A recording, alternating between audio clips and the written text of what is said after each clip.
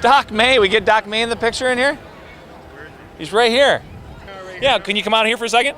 Yeah. We're going to get out right in the middle of the... Yeah, absolutely. All right, and I'm rolling, Brent. Okay. All right. Where are your people from? We're right here in Livingston County and Howell. Oh, okay. So we're gonna start the program. So we're here in downtown Howell in the 2007 version of the Howell Melon Festival, and I believe it's the 48th annual event here in downtown Howell. And I happen to be standing right here in the middle. It's actually kind of awkward where we're standing. We're standing in the middle of Grand River and Michigan Avenue, and we're at the main four corners. And we've got the Uptown Coffee House, we got the First National Bank, we got Mr. B's, and we got Yak's Jewelers. And I'm here with Dr. Pat May, and he was one of the originators of getting this whole thing started back in about 1960. Is that right?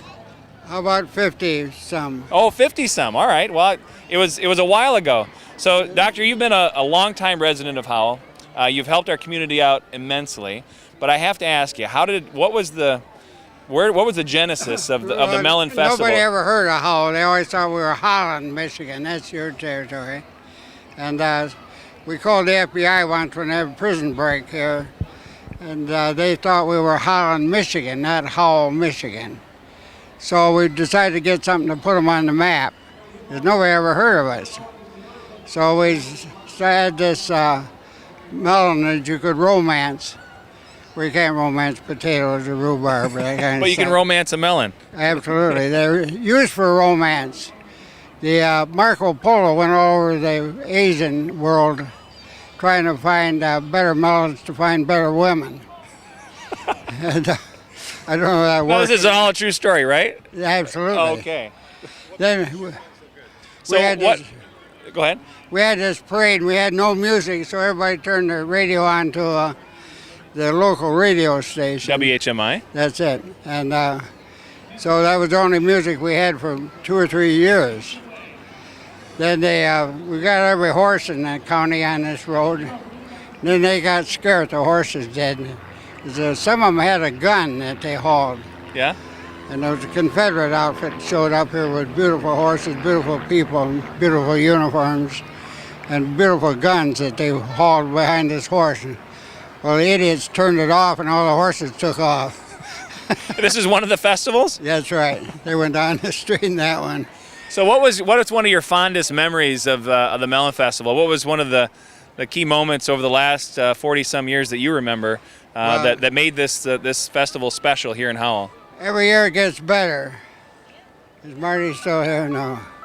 It might be my daughter. I'll let her ring. Okay. Yeah. So what's made it special over the years? Well, the people. We put everybody in Howell on a committee. Yeah. 100%. And we had kids, granddaddies, and dead people. And so everybody did their part, and we got some lucky publicity. Our Melon Queen was one of our office nurses, and we sent her to have a breakfast with Eisenhower. Well, she got on a plane with Zemper, and she got to vomiting on the airplane. So she didn't quite make it. Yeah, she did make it. Oh, she did make it. Okay. Yeah, she served President Eisenhower, but poor Ike's brain was gone by that time, so he didn't know what the hell he was eating, she said. But then she came back and married a rich doctor. So that's all a true story. So the Melon Queen did actually meet the President Eisenhower. Absolutely. And what was his comment about the melon at that time? What is this stuff? What is this stuff? Okay. Yeah.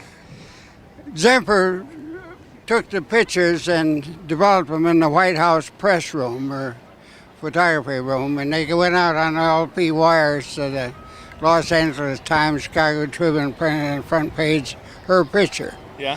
She was real attractive. Her name was Downs. Her folks ran a children's store on the main floor up here.